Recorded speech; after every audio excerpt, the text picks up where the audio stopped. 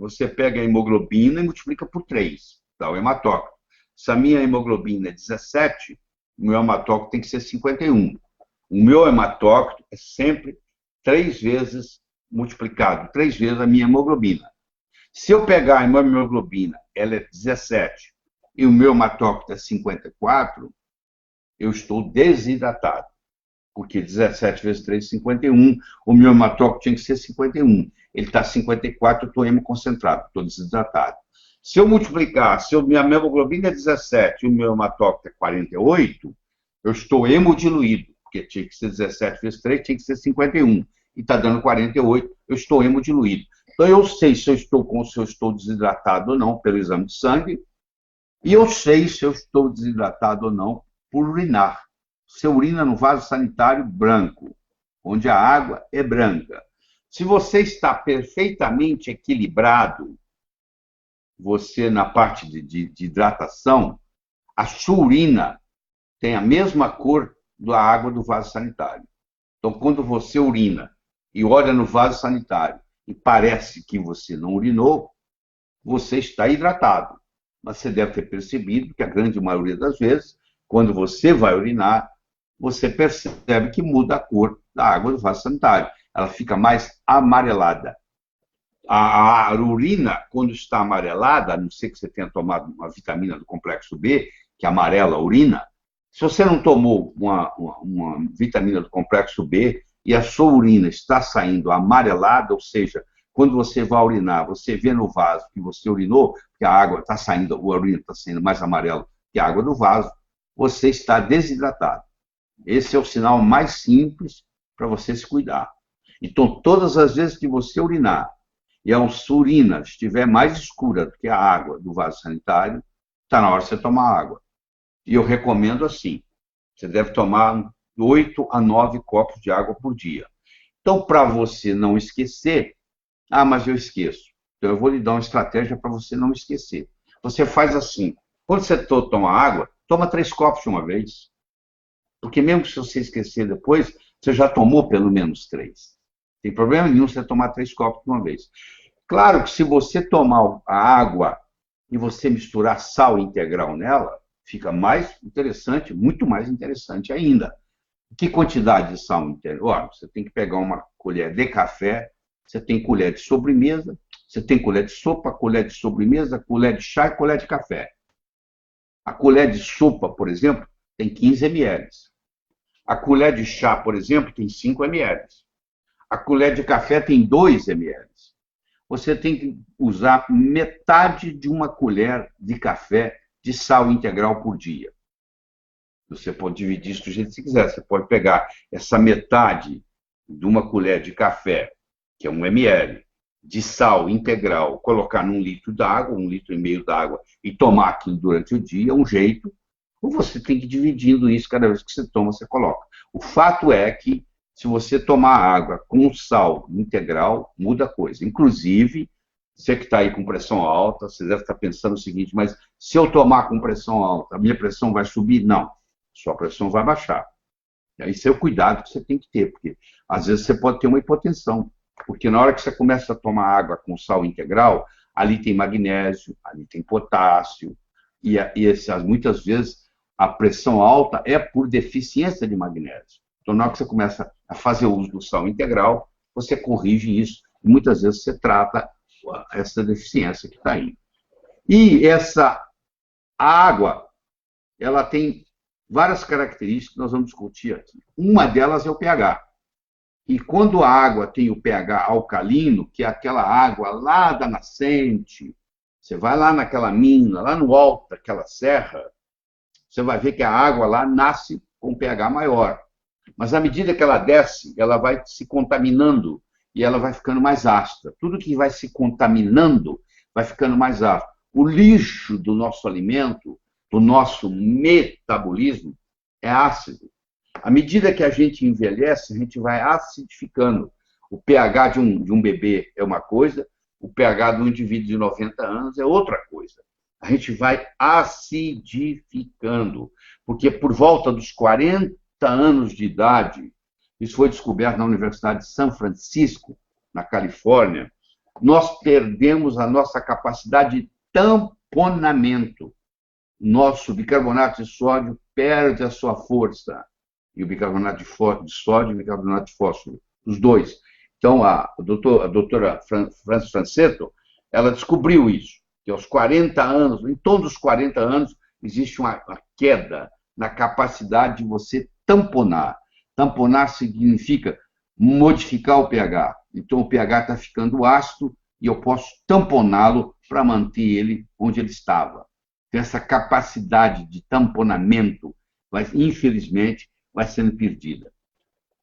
E quando eu desidrato, eu vou diminuir a minha serotonina, vou diminuir o sistema imune, vou diminuir a minha melatonina, vou aumentar o meu déficit de atenção.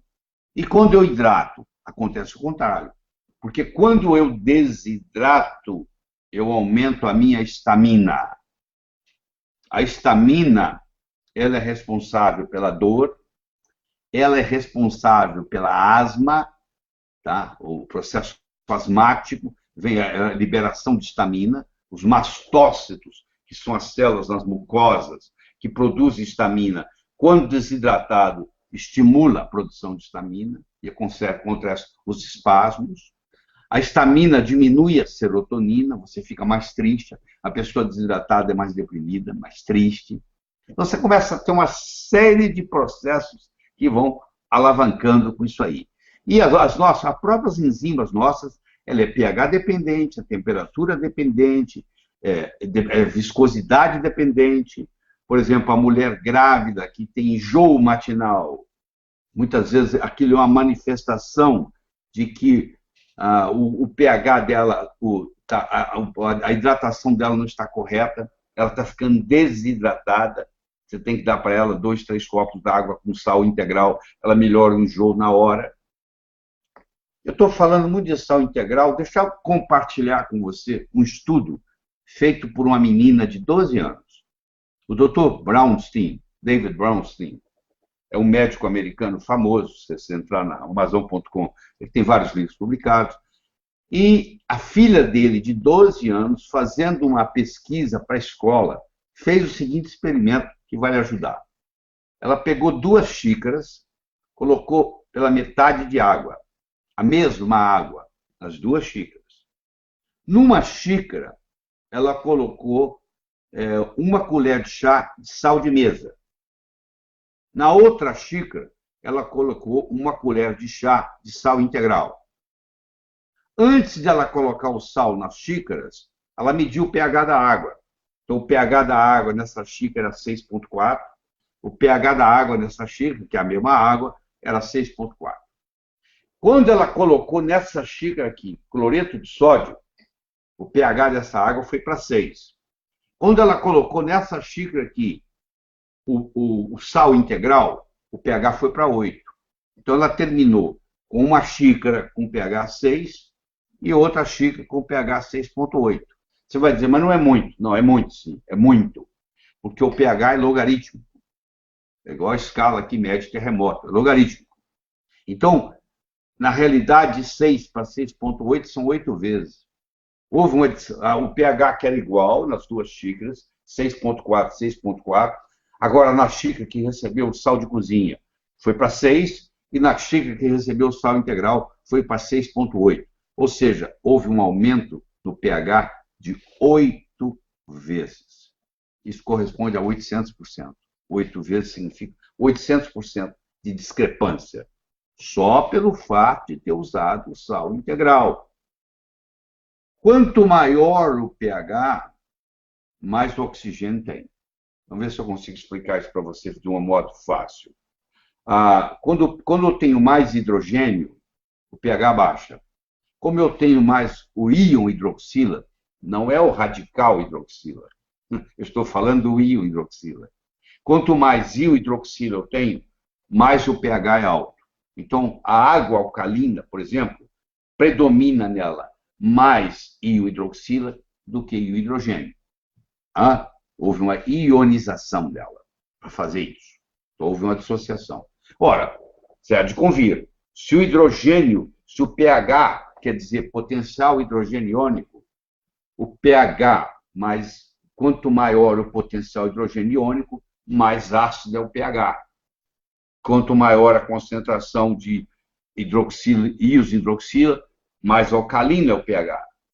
Ora, onde é que está o oxigênio?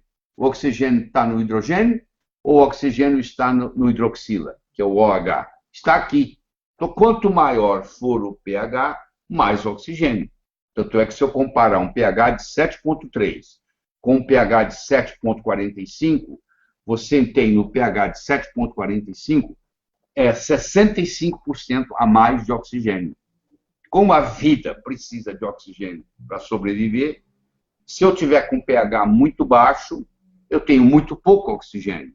O jeito de eu aumentar o oxigênio, no fluidos que eu estou trabalhando, no caso a água, eu tenho que aumentar o pH, aumentando a hidroxila. Então, eu aumento o pH, eu aumento o oxigênio.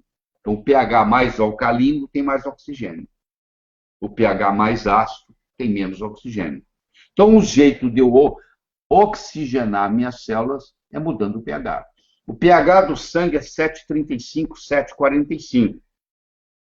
Se eu ingiro uma substância alcalina, eu vou modificar discretamente o pH do sangue. Eu vou explicar no minuto como isso acontece. E aí o sangue tem que permanecer entre 7,35 e 7,45 para ver o mecanismo compensatório, ele alcaliniza o tecido, que é onde eu preciso. Você já deve ter ouvido o seguinte argumento. Bom, o pH do estômago é 2. Se eu tomo água alcalina, quando ela cai no estômago, ela é neutralizada. Nada é absorvido. Eu falo, é verdade. 99% da água alcalina que você toma, ela vai ficar no estômago. Ela vai ser neutralizada. Para o estômago neutralizar a água alcalina, ele tem que produzir ácido clorídrico. Aí agora você vai para a biologia. Você vai para a bioquímica. Não é possível você produzir ácido clorídrico no estômago sem produzir bicarbonato no sangue. É assim que funciona. Porque o ácido clorídrico e o bicarbonato vem da combinação da água com CO2, tá? Com cloreto de sódio. Você junta água, H2O, CO2, dióxido de carbono e cloreto de sódio, você vai formar ácido clorídrico, HCl, e NaHCO3, e bicarbonato de sódio. Então, no momento que eu produzo ácido clorídrico para neutralizar aquele pH que chegou no estômago, que é alcalino, ao mesmo tempo, eu estou produzindo bicarbonato de sódio que está alcalinizando o sangue. Por isso que eu acidifico o estômago, eu alcalinizo o sangue. O sangue, por sua vez, não quer ficar muito alcalino. Ele, então, passa essa alcalinidade para o tecido, que é onde nós precisamos. Porque onde vai a alcalinidade, vai o oxigênio. Então, isso é um jeito de eu oxigenar melhor oxigenar melhor o tecido. Tá? Então, você já sabe, não é só, independente da água que você estiver tomando, você tem que estar hidratado. Claro, você não vai tomar uma água venenosa, você não vai tomar uma água com metal pesado, você não vai tomar uma água contaminada. Mesmo que ela não tenha característica nenhuma, o fato de você colocar sal nela, sal integral, já melhora muito, muito o prognóstico. Muito. Não tem nem comparação. Agora, nós podemos sofisticar essa água. O modo como a água é estruturada, como que uma molécula se junta com a outra, que se junta com a outra, se junta com a outra, forma uma coisa chamada cluster. Eu posso ter cluster de 5 moléculas de água que se juntam, eu posso ter cluster de 6 moléculas de água que se juntam, eu posso até ter cluster de 11 moléculas de água que se juntam. O Mushik John, aquele cara que escreveu o livro, com 272 referências, todas de trabalhos científicos dele, ele mostra que ao menos 40 graus centígrados, 100% da água adquire a forma hexagonal. 100% da água a menos 40 graus centígrados. Claro que ninguém vai tomar uma água a menos 40 graus centígrados. A água está um gelo super duro, mas está aquela forma ideal. Como é que eu consigo aumentar essa estrutura hexagonal sem que ela esteja a menos 40? Isso é que é o processo que nós vamos discutir aqui em poucos minutos. E outra coisa interessante que você deve levar em consideração é que a água é o único líquido que, ao se congelar, aumenta de volume. Se você pegar um vidro, encher ele d'água, enroscar bem, colocar no seu freezer, ele vai explodir. Por que ele vai explodir? Porque na hora que ele congelar, ele vai expandir. É o único líquido na face da Terra que, quando congela, expande. E isso explica para você por que os lagos congelam de cima para baixo, não de baixo para cima. Porque à medida que ele vai congelando e vai expandindo, a densidade diminui, ele flutua. Se não fosse assim, quando houvesse um inverno, todos os peixes morreriam, porque lá no fundo ia congelar igual. Não, congela em cima primeiro e não congela lá embaixo. Aí os peixes podem continuar sobrevivendo. A maior densidade da água não está a 0 graus. A maior densidade da água está a 4 graus centígrados. Você pode olhar isso aí nessa história toda. E o doutor Batman-Gelid mostrou também que, à medida que você vai tendo mais acidez no seu corpo, você vai tendo mais dor. Acidez e dor caminham juntos. Então, à medida que eu melhoro a minha alcalinidade, eu vou melhorando, amenizando, acabando com a dor. Então, pessoas tratam com água, com sal, dores, fibromialgias, dores crônicas, dores de câncer. Não estou falando que vai curar o câncer. Estou dizendo que vai amenizar a dor do câncer.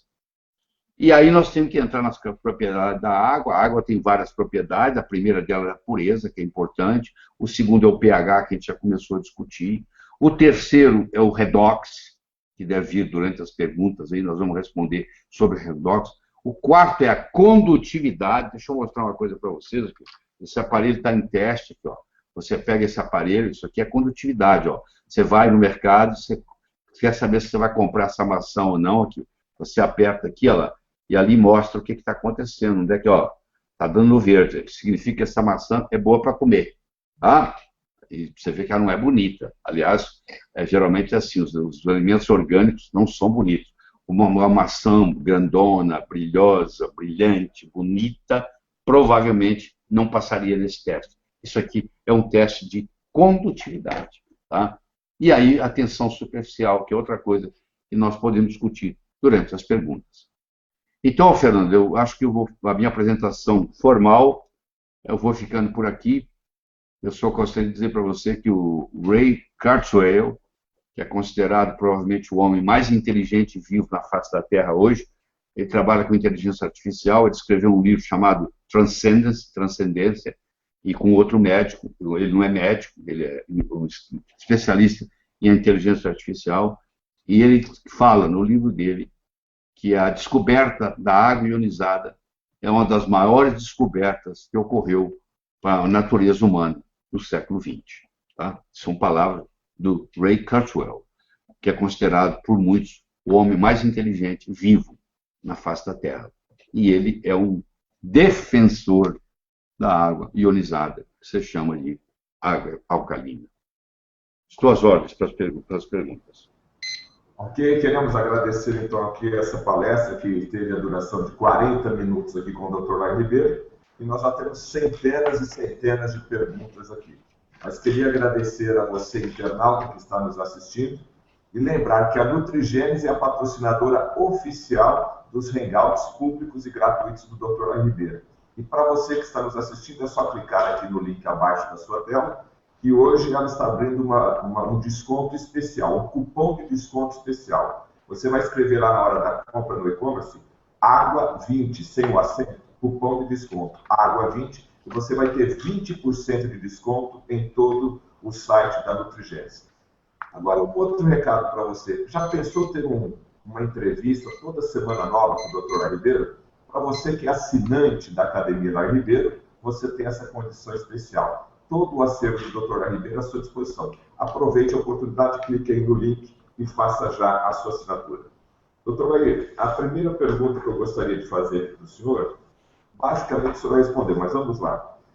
Marcos Souza, de São Paulo. Por que muitos médicos e profissionais liberais da área da saúde afirmam que o pH da água não tem a menor relevância para a saúde humana?